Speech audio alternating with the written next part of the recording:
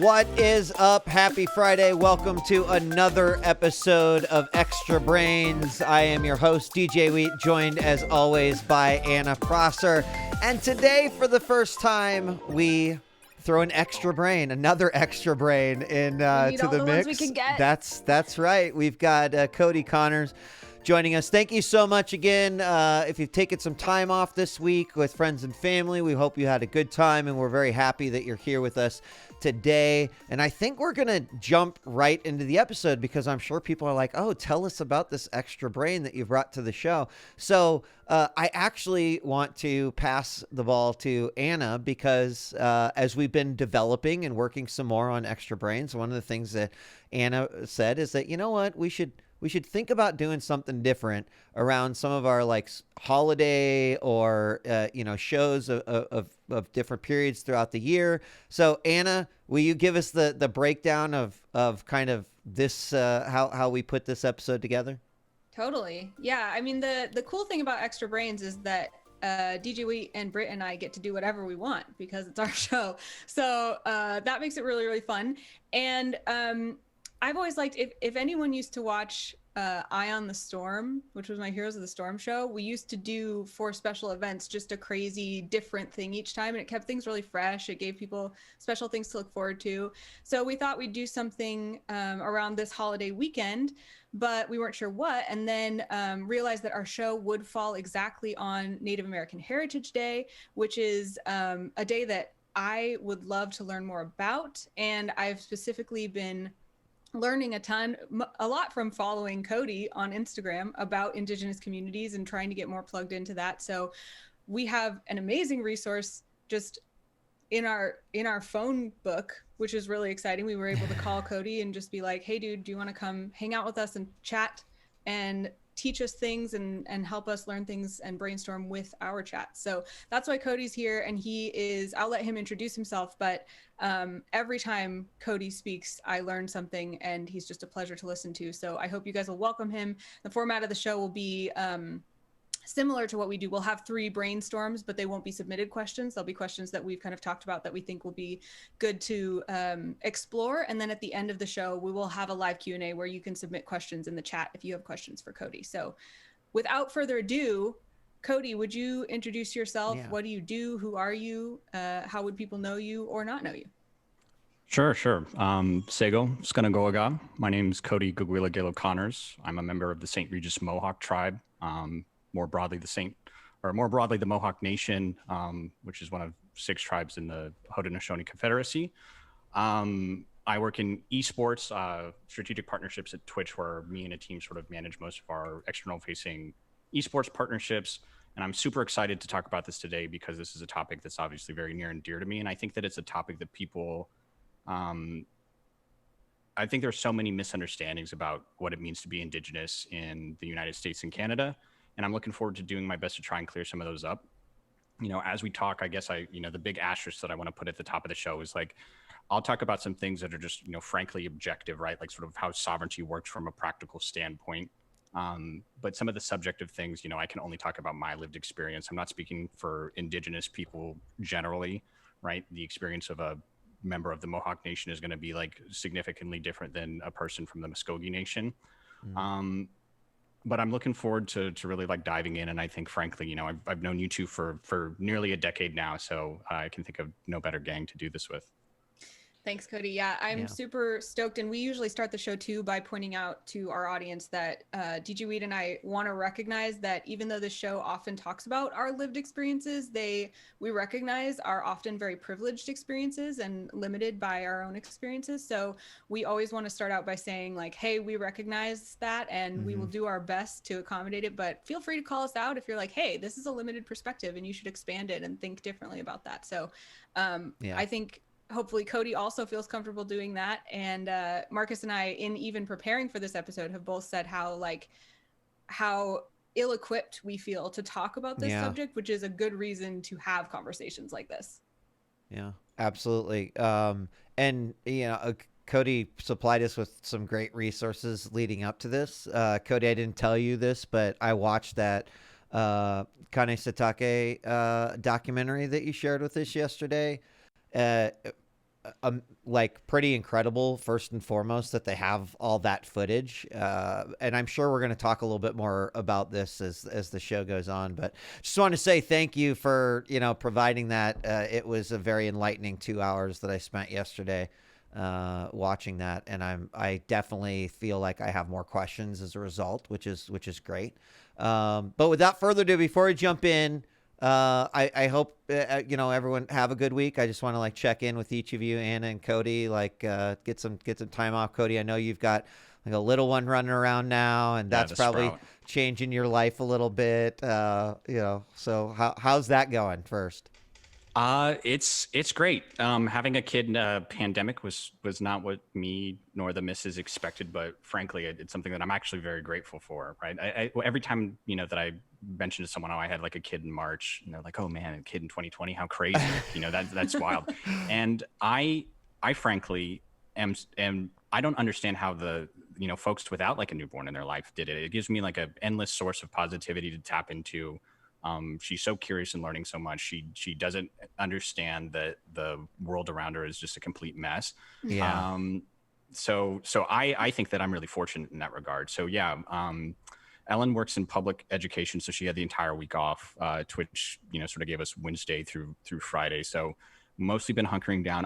Our family doesn't celebrate Thanksgiving. So yesterday was sort of just a day where we spent time with one another. So yeah, it's been good. On the sort of more nerdy side, I get to play some World of Warcraft, which is always a good time. Big WoW nerd right there. Big WoW nerd. Huge yes. WoW nerd. Yes. So this week is pretty solid. I used most of my vacation time this year to sort of accommodate the little kid. So I actually really enjoy the sort of everyone else is enjoying leisure time, which means I sort of get vacation time by default because everyone else is unavailable. We take those. Nice. Mm-hmm. Yeah, always. And Anna, how are things? I took the whole day off yesterday, which doesn't sound like that big of a deal, but it has been lately, and that was wonderful. And I prepared to welcome a new dog into my life next week. So I'm really excited because I don't have a newborn as an endless source of positivity, but my dog previously was that for me. And then she died in October. So it's time that I need that little floofy source of positivity for myself again. And I'm adopting her. She's coming. She's 3 years old. Her owner passed away, so she's at a rescue, and I'm bringing her home. And I'm so excited. And we're very happy that you rescued. So thank you on behalf. Don't let me talk about her anymore because it's cool. Turn into 90 minutes, and that's not going to be so.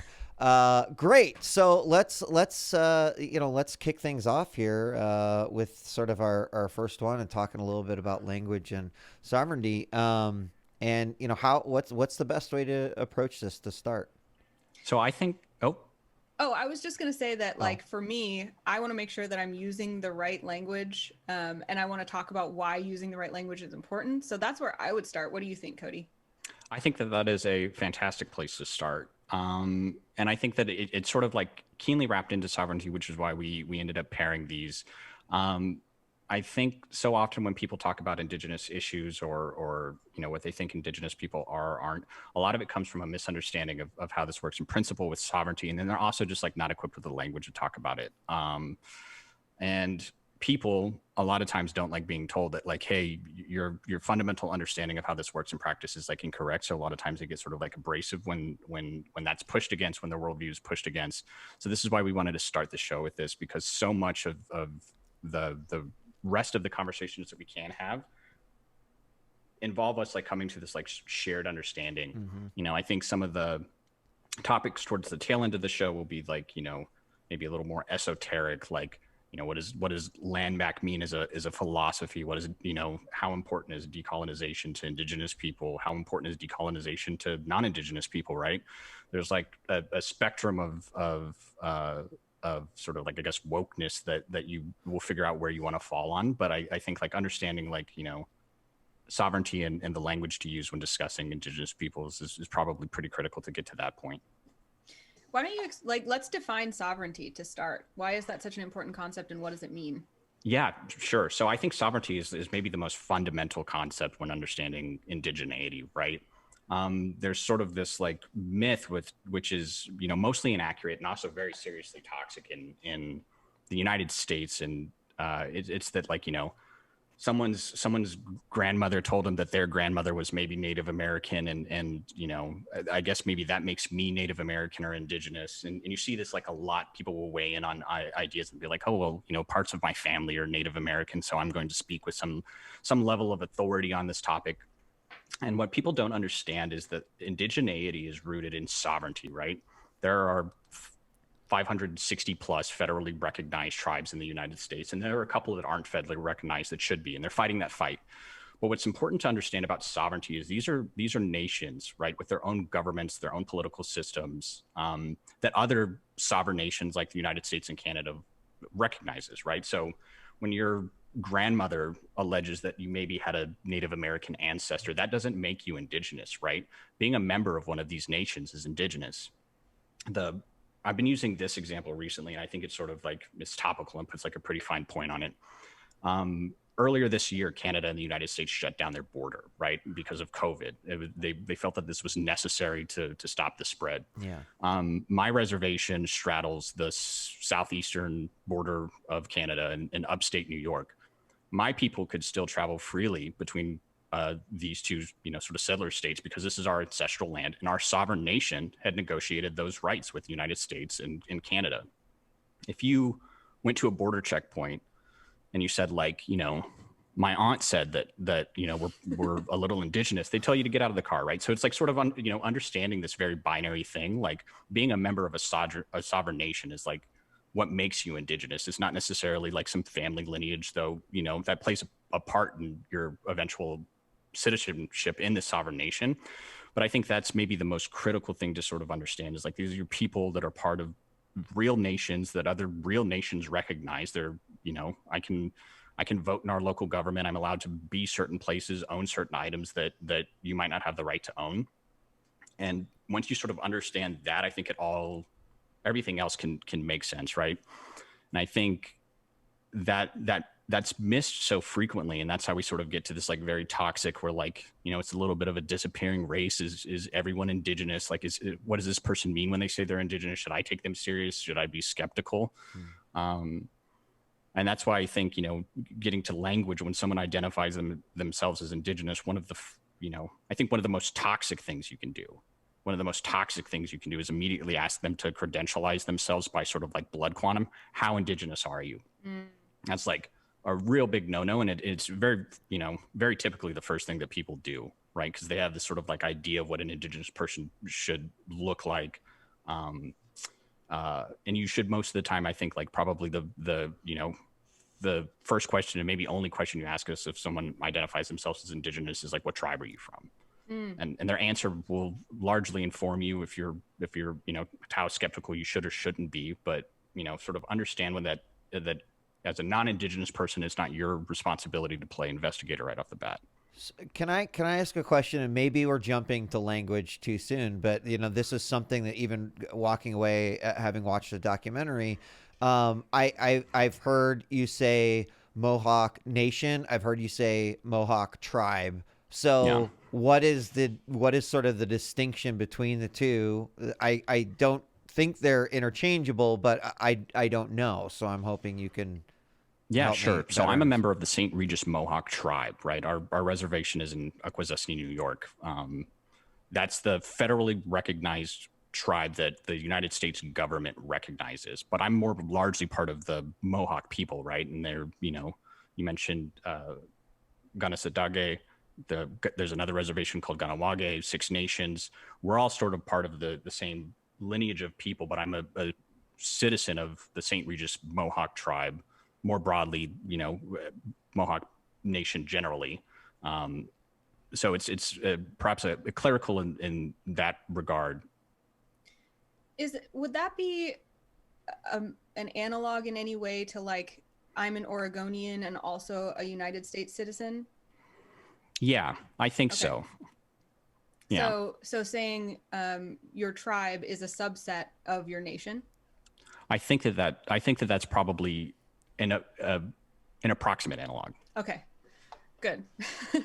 um, I wanted to ask you another question too. Oh, actually, I wanted to ask you to share, because you were talking about sovereignty before the show, and you were talking about the difference in how we think about European ancestry versus Indigenous ancestry, and how a lot of times European ancestry people like me would talk about it. Can you share that too? Yeah, sure. I mean, I think there's like a level of respect and that sort of Americans with European backgrounds forward to European nations that they don't to Indigenous nations for whatever reason, right? So if you were German American and your family immigrated from Germany 200 years ago, 150 years ago, you would never presume to talk about German politics in the way that people who, again, with allegedly have some sort of like, ambiguous native ancestor that they can't like sort of very quickly identify where they're from or to what extent the story is true, the way they dive in. And I always found that that's like sort of interesting, right? Like you don't, no one would ever so quickly jump in and speak on behalf of Italy if they have Italian heritage, right? If they're Italian American, have grown up in America their entire lives, you wouldn't dive in and sort of like make us off the cuff assessments about is Italy their parliamentary system? I don't know, but I've always found that that's like very fascinating, and I think part of that is due to Indigenous erasure. Like they for the most part don't know what Indigeneity really means. They don't know that these people exist, which is always sort of fascinating to me. There's about 6 million Native Americans in the United States, which is actually approximately the same number of Jewish Americans, right? So it's not as, we exist. We do not exist in abundance, but we certainly exist. So there's, I think a lot of this probably has to do from like the colonization of and the myths that exist in our education system. That's like an extremely big topic that people have spent their entire lives studying and trying to figure out is like how all of this has come to be. But that is one thing that I sort of see as fascinating, because I don't see that among other cultures, right? If you think you have like a tenuous relationship to Scotland, like I don't, those people aren't like weighing in on Scottish law on Twitter, which is just so bizarre to me. Mm-hmm. Yeah, that makes sense. I was going to ask, unless do you have something, Marcus? No, go ahead. I'm peppering Cody with questions. That's fine. I've been thinking about this. I love it though. And this is again, like maybe a stupid question. I'm going to probably ask a lot of those, but you were talking about being a citizen of the Mohawk Nation. And I know you're also a U.S. citizen, right? So do you have like dual citizenship? Is that how that works? Yes, I do. In the 1920s, right? So we were creeping up on about 100 years. And until then, Indigenous folks were not U.S. citizens, right? My folks met while my pops was in the service. I was born on a military base. So I'm a citizen of my tribe, and I'm also a citizen of the United States. When I travel internationally, the U.S. passport, a little more valuable. But yes, so I effectively have like dual citizenship. That's how I have access to some of these rights that I described to you. Well, like the average American citizen might not, right? I can sort of like travel freely between our ancestral, lands in southeastern Canada and upstate New York, right? But that it's limited. I can't cross the Canadian border anywhere, right? Just like some of the rights that, say, certain Plains tribes might have, certain things that they're allowed to own, I might not be allowed to own, right? It effectively, like, it's a matter of law and the relationship between the various states that are interacting. In my case, the Mohawk people, specifically the St. Regis Mohawk tribe, Canada and the United States. So can we talk a little bit about sort of common mistakes in language? And, I think this comes from, my own upbringing and thinking maybe this vernacular is appropriate and maybe not. It also comes from some of the research that I've been able to do this week and watching the documentary where, for example, hearing a member of the Mohawk tribe say, today I'm a proud day to be an Indian, obviously reference to Native American. Can you help us understand what are some of either, maybe common misconceptions or what flies and what doesn't, right? I mean, kind of I'd love for you to enlighten us on that.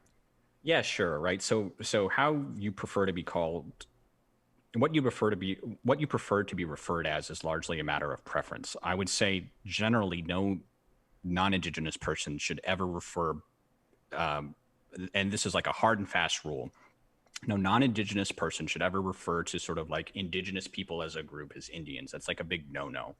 I personally, my preference for how I prefer to be referred as is I prefer to be direct. I'm a Mohawk person. Call me Mohawk. I prefer Indigenous after that, Native American after that. My grandma, my father, like they will call me an Indian. That's fine. I would never meet another Indigenous person and presume that it was appropriate for me to call them an Indian. Now, where it gets, the 400 level class stuff is there are certain legal texts where, like there was a big issue a couple of, maybe a year and a half ago, where Donald Trump tweeted that something was a big win for Indian country, and sort of white liberals came at him as they are prone to do. And as many times, is the sort of right move, in my opinion. However, and I hate to ever give this guy a pass on anything because I hate him about as much as is possible. But like Indian country is a technical legal term, and he used it appropriately. That's not offensive. There are some tribes that have Indian in the name, right? There's a Cherokee tribe that has Indian in their tribe name, right? So if you were referring to them by if you're referring to the name of their tribe, you would say the word Indian. So if you're non-Indigenous, referring to sort of Indigenous people generally as Indian, big no-no. Do not do that. And then among Indigenous people, it's tremendously context dependent. And I always veer towards the cautious side. And also note that like this changes over time, right? So when that documentary was filmed, it was 1990. Right. Yeah. That jargon was like a little bit more appropriate. Similarly to how you'll see like Latinx used now, but a generation ago that wasn't ever used.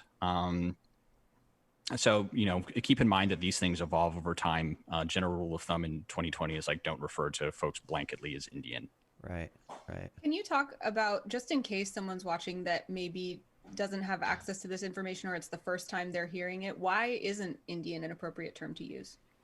It's just, it's outdated, right? It's a very colonial thought. And it, from my understanding, stems from the fact that Chris Columbus sort of ineptly navigated the world and thought he had landed, in Asia, and he landed the West Indies, and I think we have the world has the information at its fingertips now to understand that there's just like better ways to describe these people.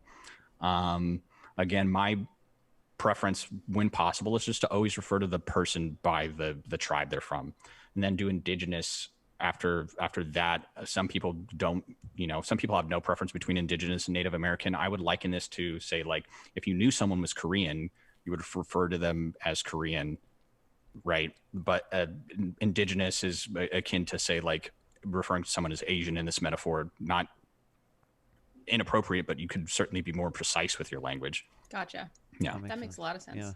Yeah. So, and forgive me if you think that this should go in any of our other sections that we're in, but earlier you talked about, the myths through the educational system. And I mean, I will be the first one to admit, as someone who is like a 43-year-old white male, that like, I'm sure what they were teaching even back in the 80s and the 90s was way off course with, what should have been, etc. What can I know you said that there are people that have studied this and there's probably a lot around this topic. But what are your thoughts on some of these myths? And then, in modern day, are we seeing some of these corrected? Like, is it getting any better, or are kids literally getting some of the same dumb education that I probably got back in the 80s and 90s?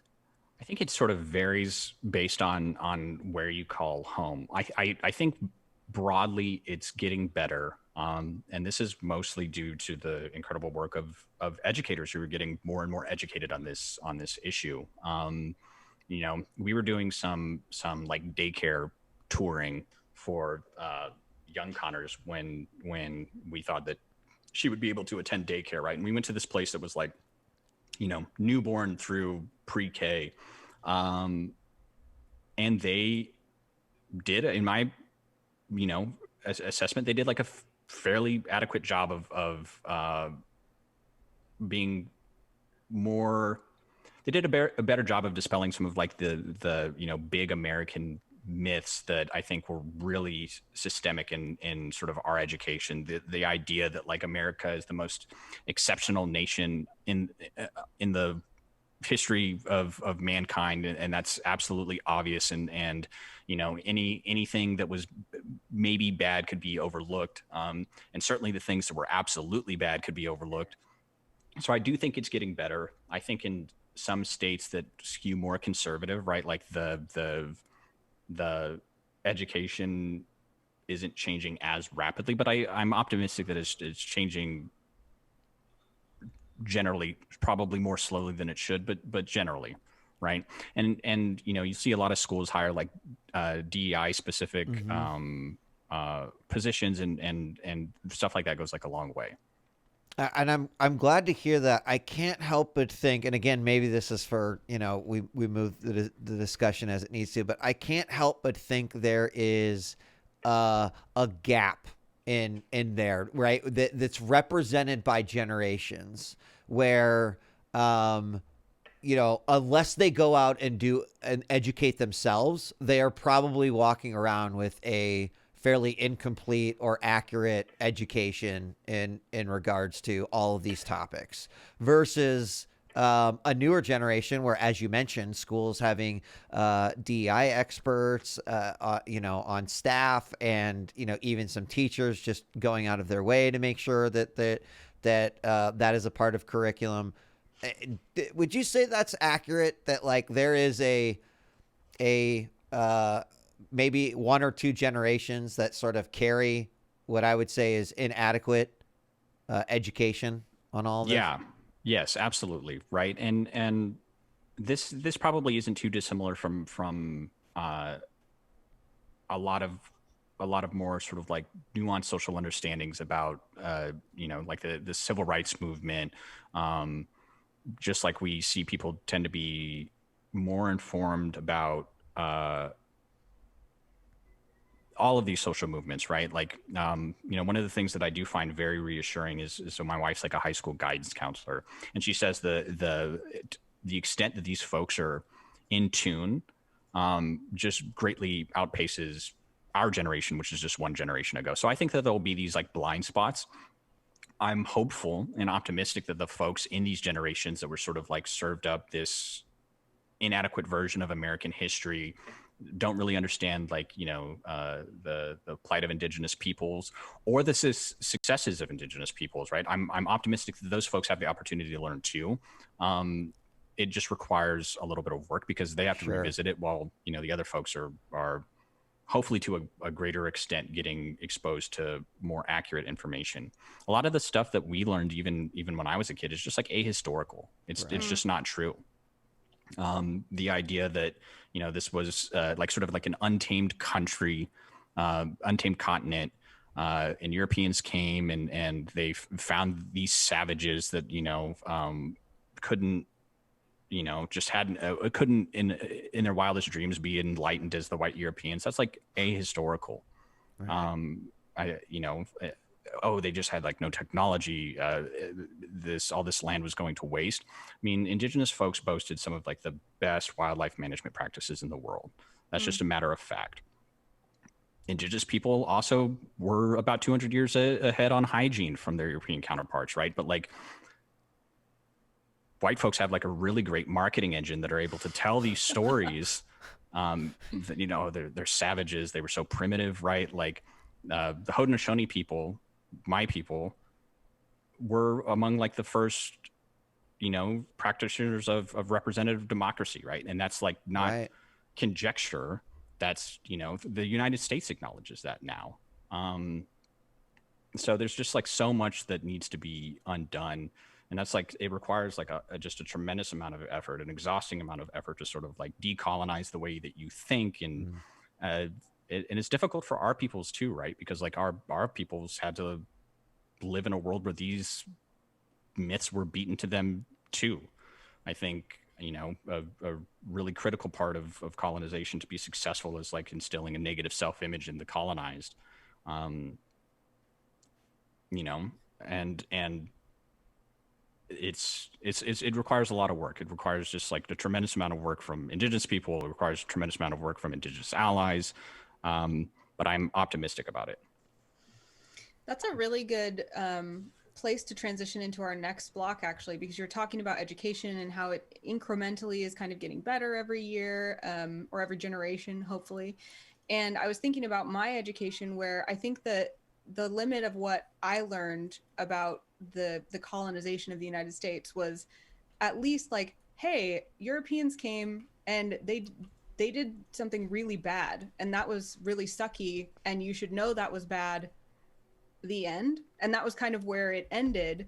So at least I didn't think like, wow, Christopher Columbus was such a wonderful explorer who came to the United States, and I'm so glad he did. But that's where the education stopped, and there wasn't any talk about like, what does it mean now to be Indigenous to the United States, and what do these cultures, what are the reverberations of that in these cultures? So that's why, as we go into talking about modern indigeneity, which is a word Cody taught me before the show, which I think is lovely, that I want to talk a little bit not only about the issues that are facing Indigenous people, but also what it's like right now to be a Mohawk person, or to practice Indigenous culture. So why don't we start by just talking about that? Like, what is life like as a Mohawk person in the United States?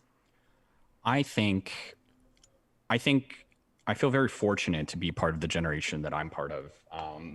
For my people, but for Indigenous people broadly. I think starting with maybe my generation, the millennials, there was a renewed focus on re-embracing our culture, right? In Mohawk, we call sort of like Indigenous peoples, First Nation people, Ungwe, right? The original people. And for a long time, I'd say we optimize for just surviving, which I think is like remarkable when you think about the resources that the United States and Canada put into wiping our people out, and the fact that they failed to do it, right? This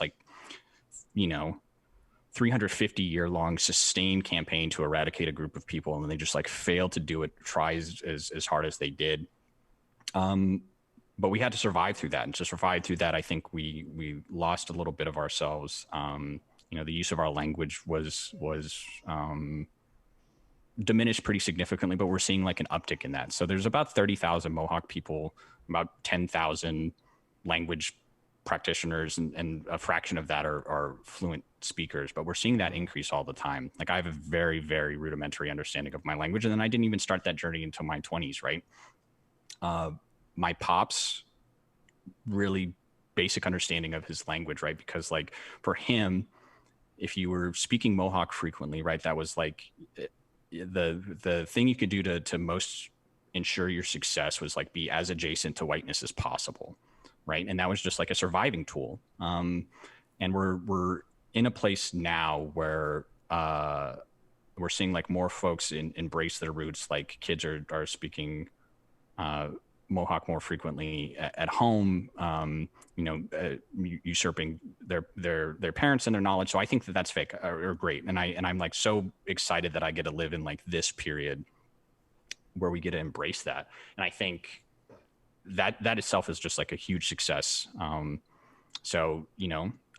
That's great. It is, however, not without its challenges, right? Like I think we still struggle to reclaim our lands. I think we don't get the representation that we maybe should in government. I think that because of the sort of like colonizing and frankly terrible education that there is, like we oftentimes have to do like just so much heavy lifting to even get a seat at the table to remind people that we still exist, right? So there's still a ton of work to be done all the time. The internet is like sort of a double-edged sword. On the one hand, like Indigenous people are connecting and networking more than ever. On the other hand, like I have to see like, all of these anti-Indigenous comments. I have access to them in a way that I didn't have, my parents didn't have access to. Like I did this terrible thing earlier this week, and I have no idea why I did it, but this brand put out like a relatively superficial, but like well-meaning, like, hey, perhaps we should rethink the way we talk about Thanksgiving and sort of like the messages that we say. And I was like, I think like a kid's clothing brand, right? Like truly, not from like an academic resource, not from, so they just put this up, and the number of like, just the wild anti-Indigenous comments from like, oh, my grandma was maybe this or that, and like, we just get over it. It's just time to get over it. You have access to all of that too, and it's more rampant than you would expect, which is sort of wild. I mean, you shared that documentary, and right, I mean, very much a modern issue. In fact, I think I followed up and read that even in 2019, like these land disputes still have not been settled. But to your point, you were talking about 350 years, and it's just it was absolutely mind-blowing when they got to the part that talked about historically what led up to that point, because this is a story that was told in 1990, but it was like the 1500s when the land was kind of taken away, and it was like, now you need to go across the river and use this other land, and even now still fighting for that. I mean, like, it is a very real thing that people are still fighting for to this day.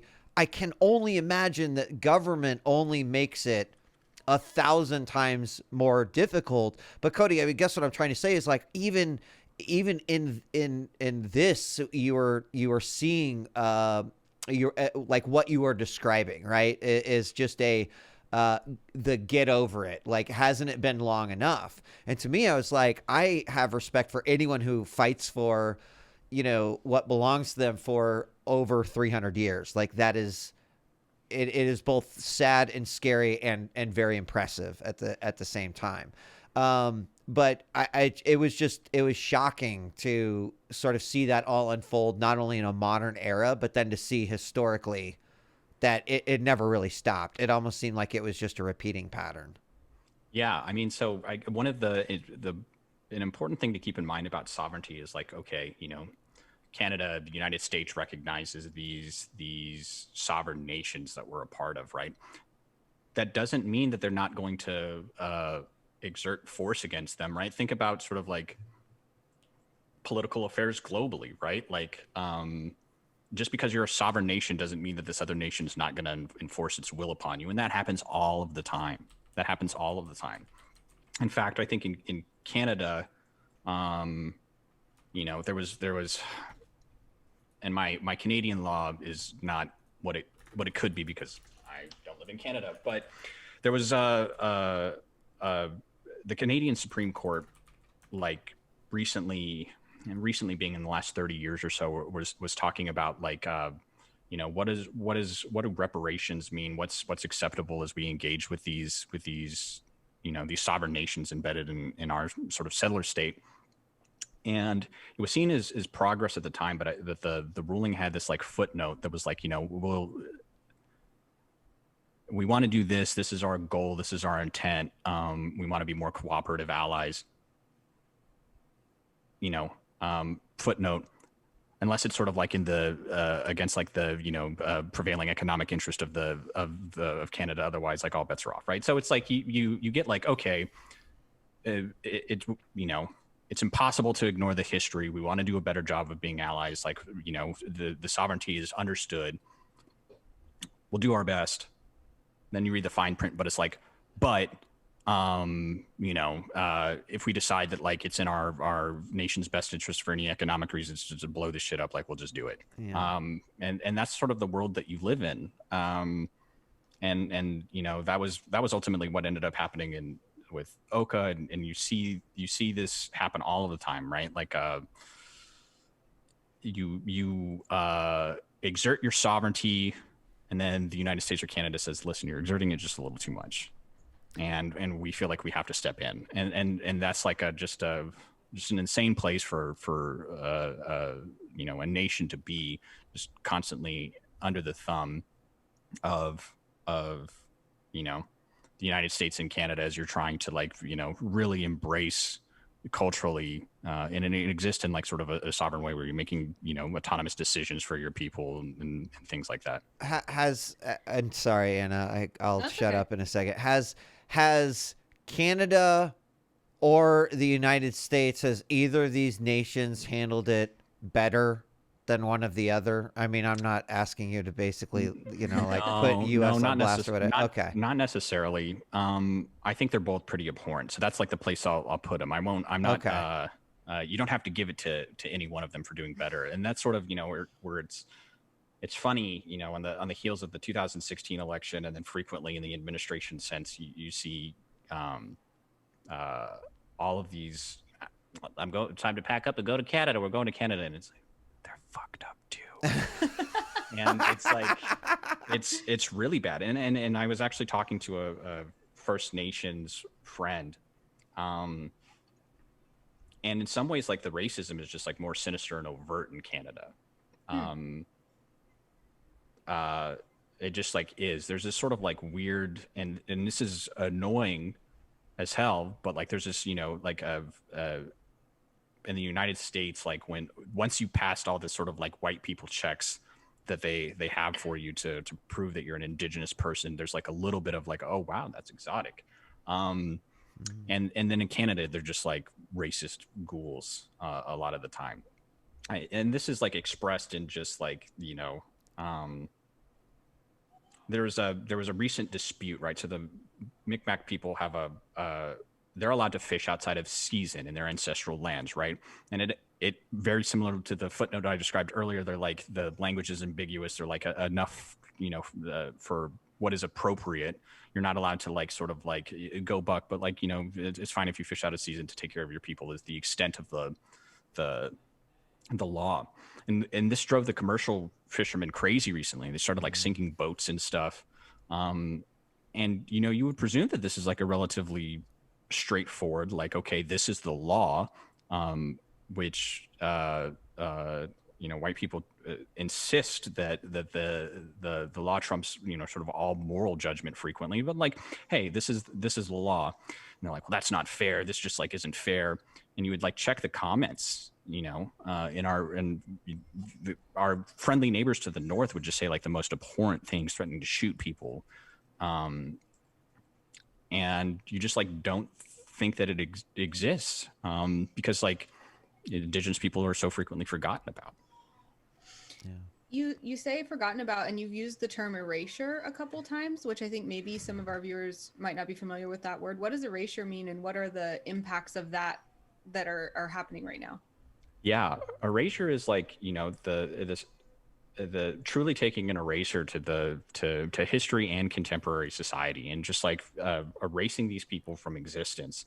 And this manifests in a couple of different ways, like some very extremely sinister, like deliberate, some not so sinister, right? Like the widely perpetuated and frankly mostly false sort of like myth that like, oh, everyone's got a Native American ancestor like 3 or 4 generations ago, and you know, non-Indigenous people saying that with confidence at Thanksgiving, or chiming in on Instagram about Indigenous issues because they have like a Native American ancestor, and they say it with such confidence and gusto, that like contributes to erasure, right? Because like, you know, this happens so frequently, so fast, from so many different people, that like, you know, being Indigenous just starts to mean nothing. And then a real Indigenous person has to, you know, answer 4 or 5 questions before someone deems that they're credibly Indigenous enough for them to be taken seriously. You know, so that happens, red facing in television and movies happens frequently. Like a lot of Indigenous people, a lot of Indigenous characters are played by non-Indigenous people, and people sort of have this, like, you know, fanciful idea about what like the ideal Indigenous person should look like. You know, I haven't there's a little bit of colorism, like, you know, I haven't left my house in 9 months, I'm not as dark as I should be. You know, can this person credibly chime in on Indigenous issues? I saw, you know, my US history textbook said I should expect someone a couple of shades darker, right? That all of this just like contributes to Indigenous erasure. I wanted to talk about specifically especially because it's been trending recently, so it's a good time to educate people about land back. Can you talk a little bit about what that even means to start with? What is land back? Yeah, land back is perhaps land back. It's like, you know, almost described as sort of like a philosophy, more so than like a direct call to action, or as literal a call to action as I think a lot of people think it is. Though I think ceding land back to Indigenous people would be great, and based on the United States track record, maybe deserved. So, you know, every action that Indigenous people take to express their sovereignty and sort of like decolonize like the systems they participate in, or the systems that you know, folks in the United States and Canada participate in, that's like a movement of like land back, right? Like getting back to these Indigenous ways of thinking. Part of it is a literal, like, you know, we feel that the lands that we have access to that belong to our nations and our tribes, those should expand. But I think it can frankly be a little frightening for folks, because they think, like, you know, that this is a philosophy where Indigenous people are earnestly suggesting that they should give up their homes and the place that they live. And I have like a pet theory about that, where I think that concern is mostly stems from sort of like this like violent modality that is just like really insidious in the way that, like, you know, white people think. And I think that this mostly is triggered by like what we did to them was so abhorrent and retribution worthy, that certainly if we gave them an inch, they would seek that retribution that I think like we are kind of owed. So I think like when when people first see land back, they get like very nervous. They're like, oh God, are they coming for us? And it's like, no, we want to be able to sort of exert our ways of thinking. We want to be able to reclaim as much as possible. And that's mostly what it's rooted in. It's less directly like, you know, about acquiring deeds to land, though we would love those. Yeah, you mentioned that it's other things besides expanding land or reclaiming land. It's cultural and rights that you can exercise. What are some of those? You know, certain things like participating in ceremonies. Some ceremonies were even until the middle of last century, like just illegal to participate in. Owning certain objects. Simple things like curriculum on the reservation, or curriculum in the land that we own. Different business laws for the businesses that we live in, and growing like our sort of like overall footprint. Also like participating in you know, traditional forms of government, like a 400, if you want like a very very cerebral, right? They're like, you know, indigeneity is like very complex, right? Like we have a tribal government that interfaces with our federal government. Among our people, you know, there's some people that still use like the traditional governance of the longhouse, right? Which is, you know, effectively 2 sets of leaders, right? Like, but we as a nation should be able to work through those sort of things ourselves. So it's land back is like, again, less sort of like an overt declaration that you know, we need to start reclaiming all of this land, but like the land that we have, we certainly need to be able to exert like sort of like our sovereignty over. And that land should probably, the amount of land that we do have should increase. So if I were to summarize that, would it be fair to say that outside of also the land actual aspect. A lot of it is more about removing the vestiges of like the encroachment of the United States government on sovereignty.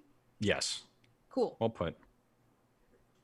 All right. Well, Marcus, unless there's anything else you want to talk about in modern indigeneity, we should move on to our third brainstorm. Yeah, and probably also just a good reminder, we are going to probably take some questions from chat. So to do that, all you need to do is just please make it a bracket, a queue, and a bracket. You know what? I can't explain that right, so I'm just going to bring up the lower third. So in chat, you just type a bracket, a queue, and a bracket, and then your question. That will go into our queue, and our wonderful producer, Brit, will help us go through some of those. We are going to talk about this next topic first, but just if you wanted to tee that up, that is there for you all.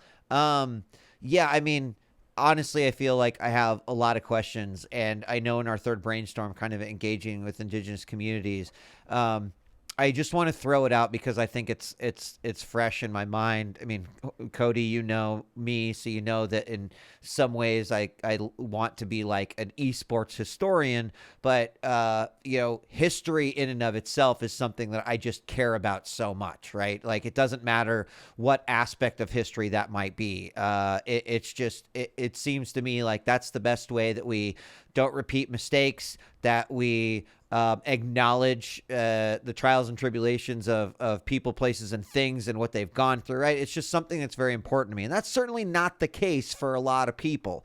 If it happened yesterday, they'd like don't care about it that much. I wanted to just ask as we go into this, because maybe it kind of applies. You know, how I mean, what is your thought on the history behind all of this? And I mean, like, obviously every tribe, every nation has kind of their own set of history. But you know, how much of it is documented, cemented? Is this something that's constantly being worked towards? Are we at risk of losing history in any way, shape, or form? Yeah, I certainly think we're at risk of losing a lot of extremely valuable history, right? I think one of the myths that, you know, we were talking about, like, as we were discussing earlier, that I think is like really kind of gross, but was rampant in our education system, was like, okay, for the most part, Indigenous people were participating in the oral tradition. Europeans wrote things down, and I think that as you sort of think about American history generally, you know, everything is colored from that lens, right? I think learning the language is so critical to unlocking so much of what we lost, and I'm really excited to see that's taken. I'm excited that so many peoples across so many different nations are really doing their damnedest to revive that.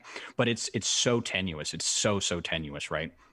My family, until it was shut down, right? My family went to Carlisle Indian boarding school, right? Effectively kidnapped and sent to this school where they were beaten if they spoke any Mohawk.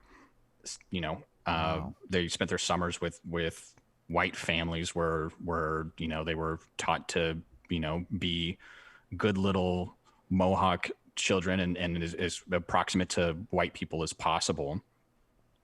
And, you know, there are all of these resources that are just constantly poured into erasing what it is to you know, be a part of these nations as recently as like 1956, right? There's the wildest thing about, there's multiple Indian relocation acts over our history, right? So in 1956, the government did, as you know, it created a program where it would like help subsidize move people off the res and into the cities where hopefully they would better acclimate. And there's just so many, over the course of like American and Canadian history, attempts to just like erase these people, whether through like outright war or whether through like assimilation, that, you know, a lot of it unfortunately was lost. And I think language is an excellent way to reclaim some of that. I think participating in our our traditional culture is an excellent way to do that, but it's so tenuous.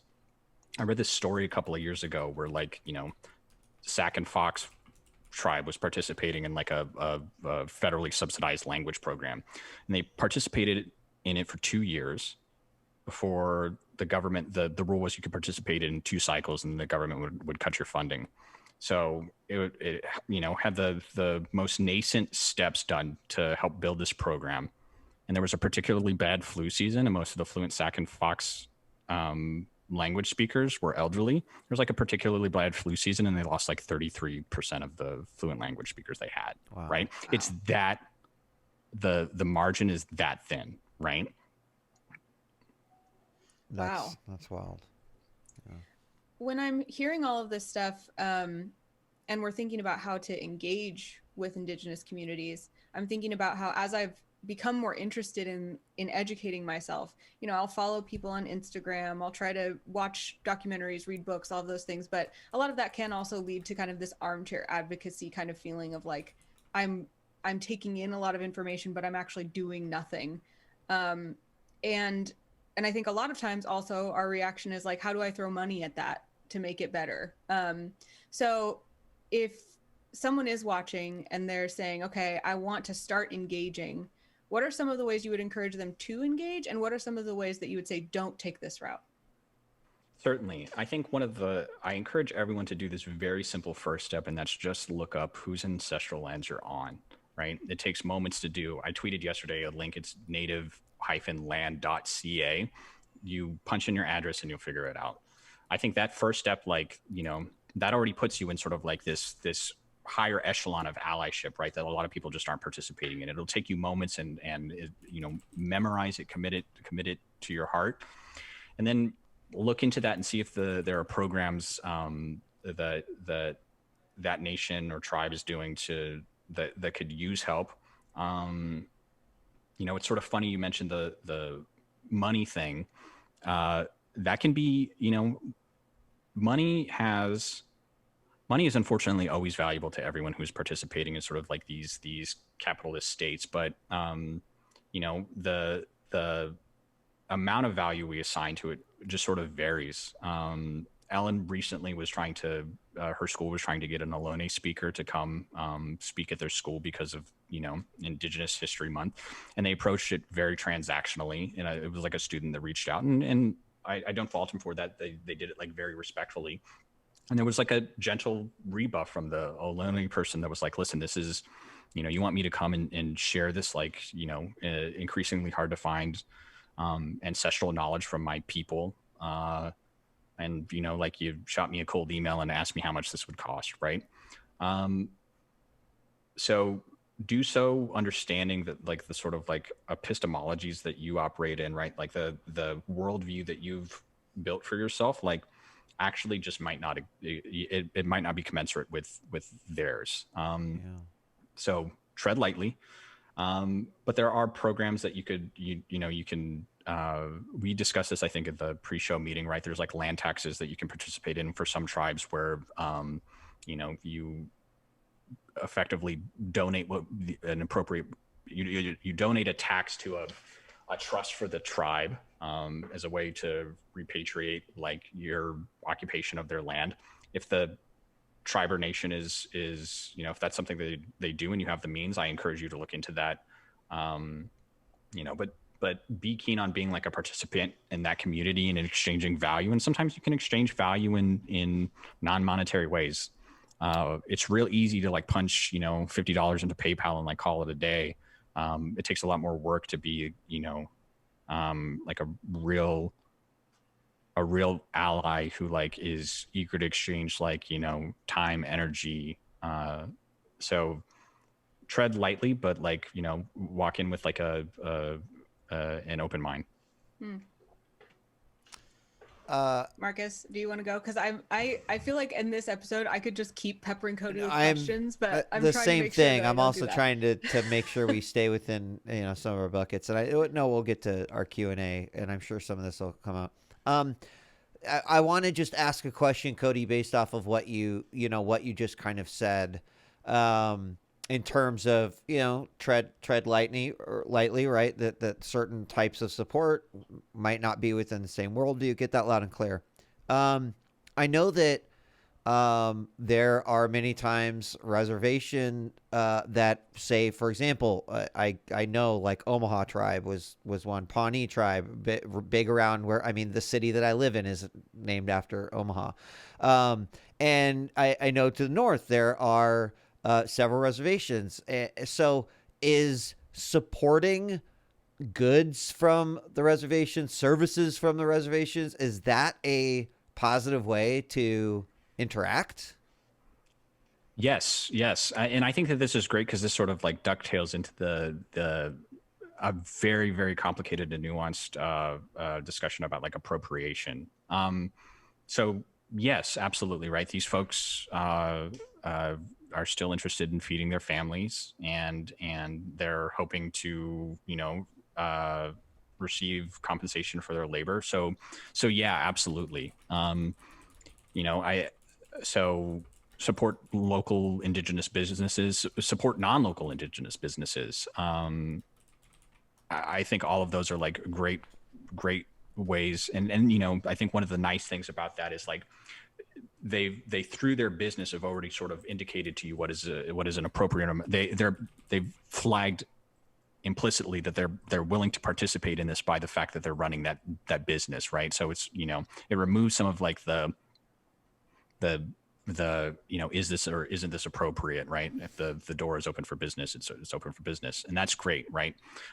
Indigenous, I think one of the things that I've heard come up a lot recently, a lot of people are very sheepish about this, is like, is it appropriate for me to buy Indigenous art? I think buying Indigenous art from Indigenous people is absolutely appropriate.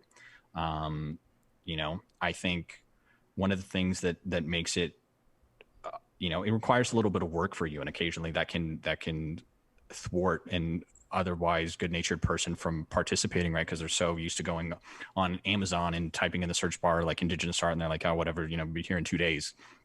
Do some research and make sure that you're buying art where the person has like a connection to the culture, as a member of one of these nations. It gets like even more tricky, and I don't want to dissuade you from supporting Indigenous art, but there's been a couple of like in the online Indigenous communities where like an Indigenous artist used motifs and art styles from a tribe, a nation that they're not a member of, and is that appropriate, right? So understand that like that is a very very deep well, but like please support Indigenous artists, absolutely. Can you define appropriation for people who may be like, I don't know what you're talking about. I have no idea why it would be a bad idea to buy art. Yeah. I think that there's sort of, this one is complicated, and I'm actually not sure I'll be able to define it particularly well. So I may kick over to the group to help me out. Cultures sort of like create in the world. And there's this tendency for, folks that are not of that culture to sort of like snag what they like without, participating or supporting in that culture itself, right? And that sort of like, helps with this erasure issue that we discussed earlier, right? Where like if a capable white artist can effectively draw or paint, these symbols or shapes as well as an Indigenous artist, what's to stop them from throwing that on Etsy and calling it a day? Why shouldn't they be able to do that? And that can be like a very tricky and sensitive question to answer for everybody. But I generally think that like, it just feels extractive in nature. You know what I mean? It's less about the sharing of values or ideals and more about the extraction of them. So that's largely like, sort of how I broadly wrap my head around cultural appropriation. Like I noted at the top of the show, I'm not like a anthropology major. I'm So if there's a more definitive answer, or someone has read something that they think is like a particularly poignant explanation of how this works and why it's toxic, I would love to share that resource. Feel free to punch it in either Anna or Marcus's chat.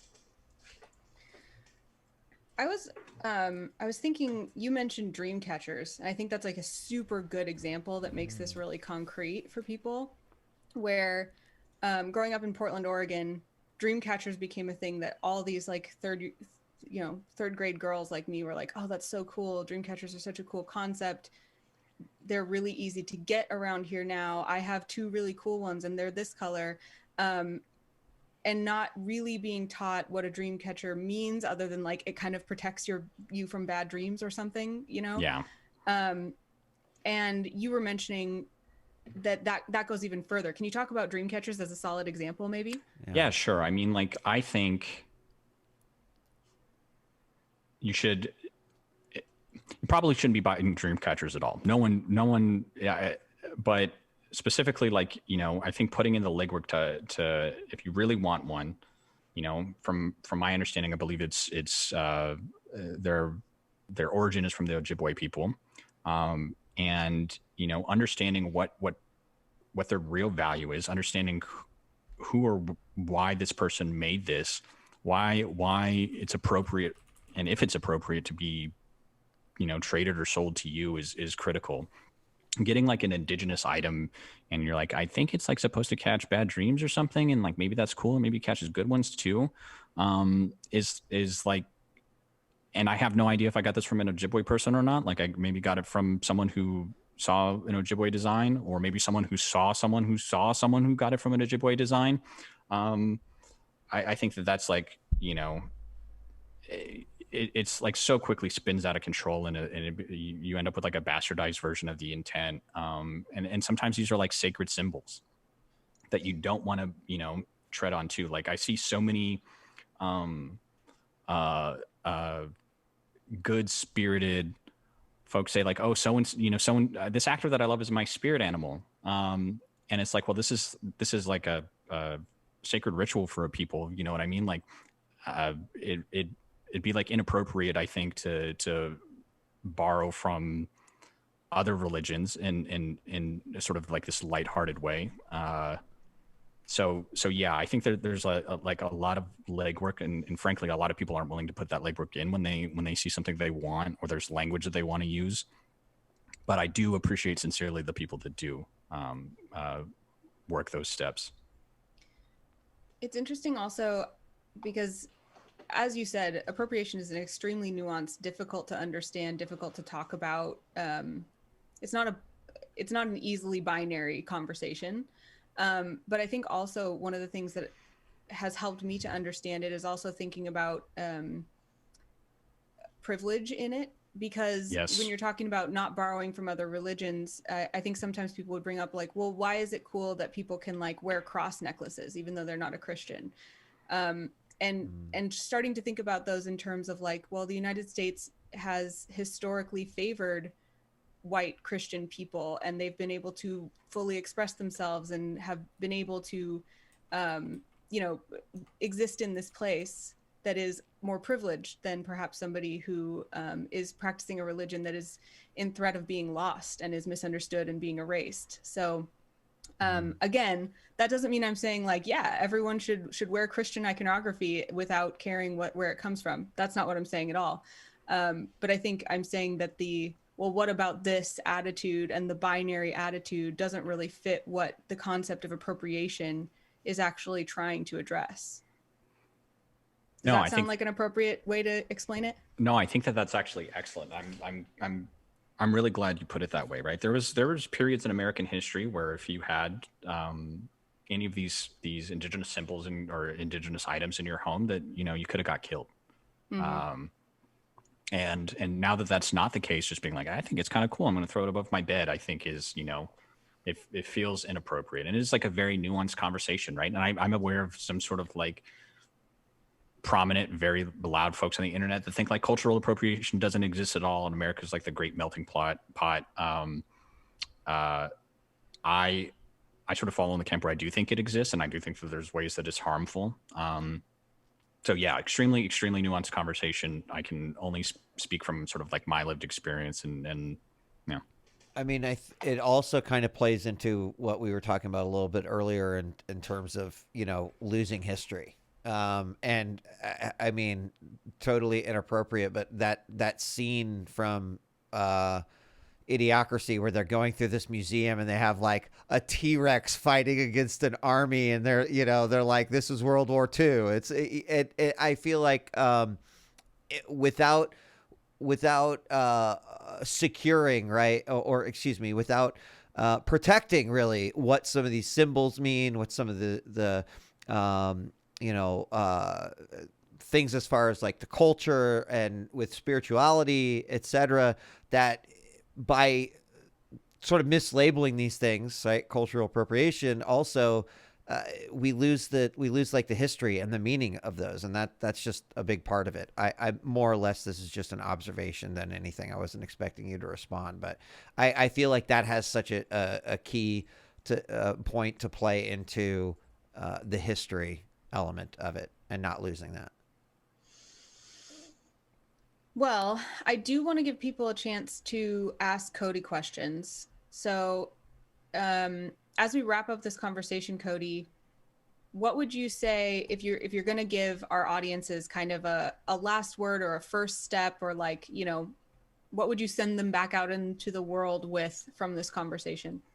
I really think, and it could just be because it's been sort of like top of mind for me recently, that as you begin, what I hope you begin, or I hope that you further iterate on like your allyship to Indigenous people, right? Like do your best to understand, one, whose lands you occupy, and then also understand that that their indigeneity is rooted in sovereignty, and do your best to tell as succinctly as possible, explain that to folks who get it wrong. Your job is not to be Sherlock and sniff out like all of the folks who like aren't Indigenous who claim that they are. That's not your responsibility as a non-Indigenous person. So again, like if a person identifies as Indigenous, like I think, a safe middle ground is just, ask them what tribe they're from. Depending on how sort of like meandering that answer is, you like pretty quickly discern whether they were mistaken in good faith, or whether they're like an active participant in their nation, but really, really like root yourself in the understanding that these are sovereign nations, and these are contemporary nations too. I think we use the past tense so much when we talk about like these cultures, like they don't exist, like these traditions don't exist. These are contemporary like epistemologies. There are people who practice the religion of the Longhouse, right? Among the Haudenosaunee still. There are also, Haudenosaunee people that are Christians, right? Like these are varied, and understand that there's not like a one size fits all. Also understand that like your perception of what an Indigenous person is informed by like all of these like probably purposely designed sort of like colonial myths, right? Like you think, okay, I expect like a certain skin tone. I expect a certain kind of like regalia at any given point in time, right? And that's just like not how people sort of like move through the world. So yeah, I encourage you to I'm hopeful that everyone that tuned in learned something, and I'm excited to think that many of these people will probably think about things a little bit differently. But I would encourage you to like really root yourself in this understanding of sovereignty, and then also just remember like these are living, existing people that are in the world around you, and we're not all gone. You were so right about the concept of sovereignty being like the linchpin of this discussion, because it makes everything make so much more sense. Yeah, completely agree. Shall we go into Q&A, Marcus? Sure thing.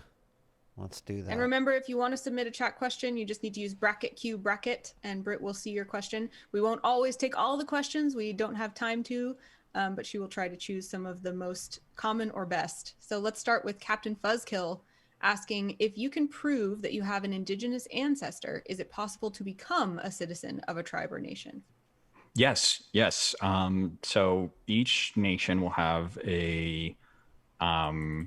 each nation effectively has sort of like rules or laws about what makes a citizen or what doesn't make a citizen. And these vary from nation to nation, right? So some tribes will have fairly strict blood quantum laws, and blood quantum is a fairly contentious, even among Indigenous people, policy about like you need to be able to prove that you're a certain percent this nation, or you can't be a member of this tribe.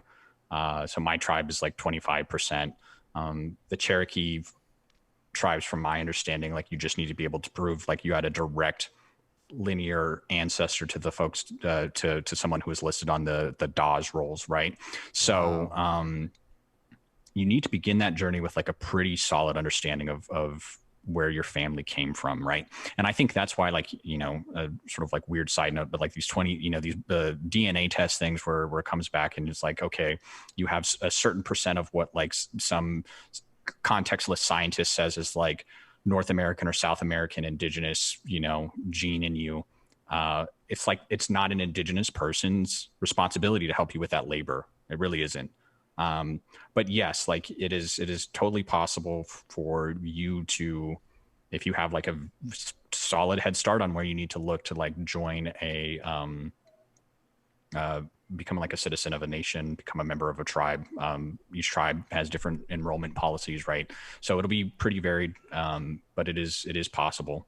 And, I think like, if you in good faith believe that that connection exists, like I wish you the best of luck in your journey to reconnect with your people, and I'm sure they would love to welcome you back. Cody, sorry to kind of build off of this question, because you mentioned like 23andMe, there's Ancestry, right? Like, do these help ever to maybe someone discovers in any way? Mostly harmful. Almost harmful. Yeah. Almost exclusively regarded as harmful. They're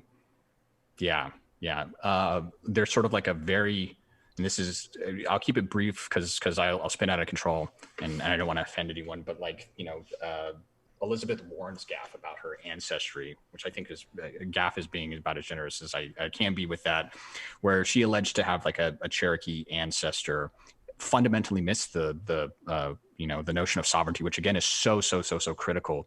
And she drove that until like, I think, the day before the 2018 midterm, she released this wild YouTube video where, some geneticist was like, oh, I've proven that she has like an ancestor 6 generations ago. And like, again, you're either a member of this nation or you're not. I was talking to Anne about this. I was like in a fight with someone on Instagram because I'm an idiot. And they were like, we have deep Cherokee roots, said this person. We have deep Cherokee roots. And we were like fighting back and forth about like Thanksgiving or something.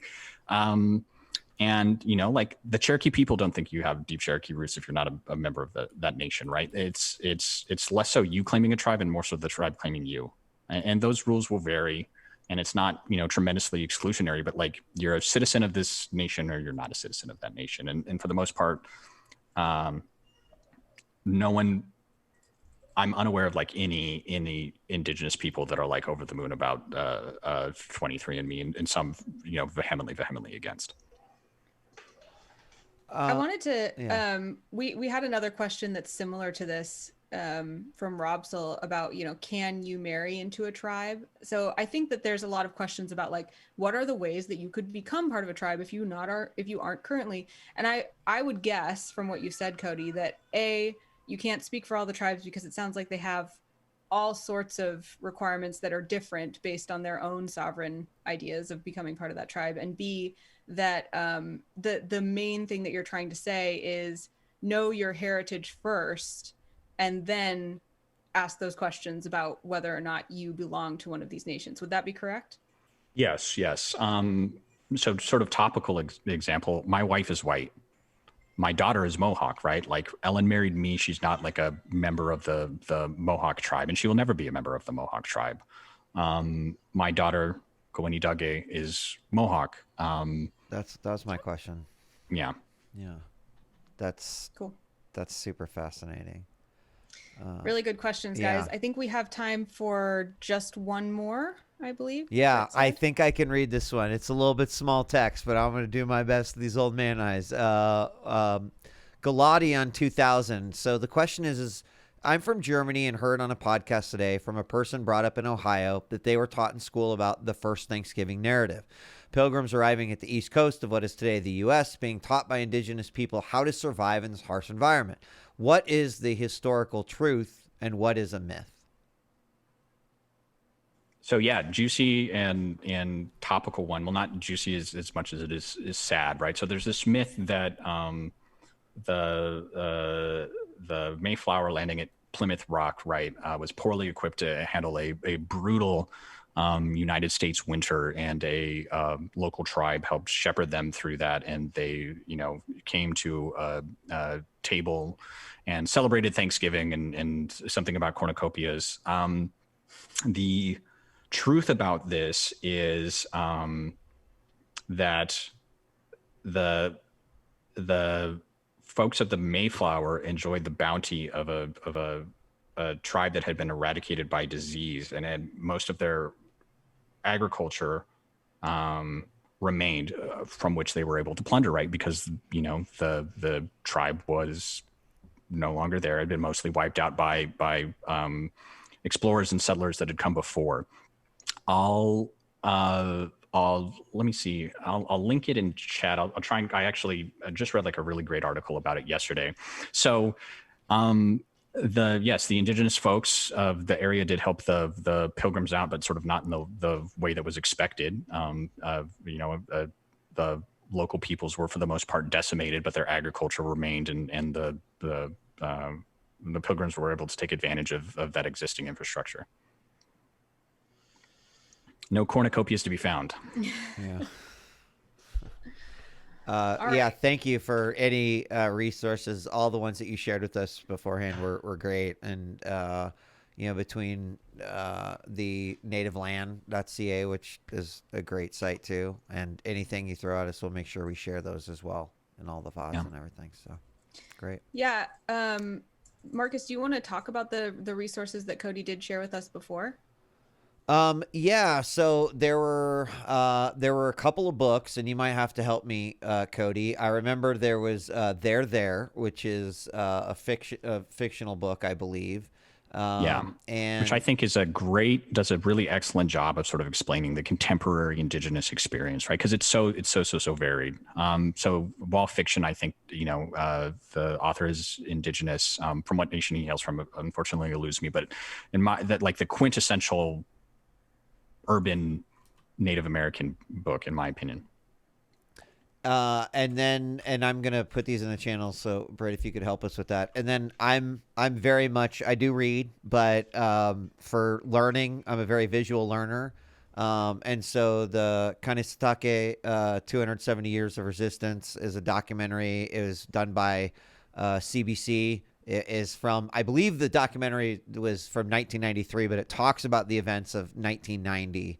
Yeah. It also has a midsection that is like an incredible sort of historical look on, how it built up to this still modern sort of fight for the territory that exists. It's about 2 hours. It's on YouTube to watch, and it was phenomenal. It was really great. And I'm going to make sure these do get, it looks like Brit already did that. So, and then there was also some good socials and publications that you shared with us too.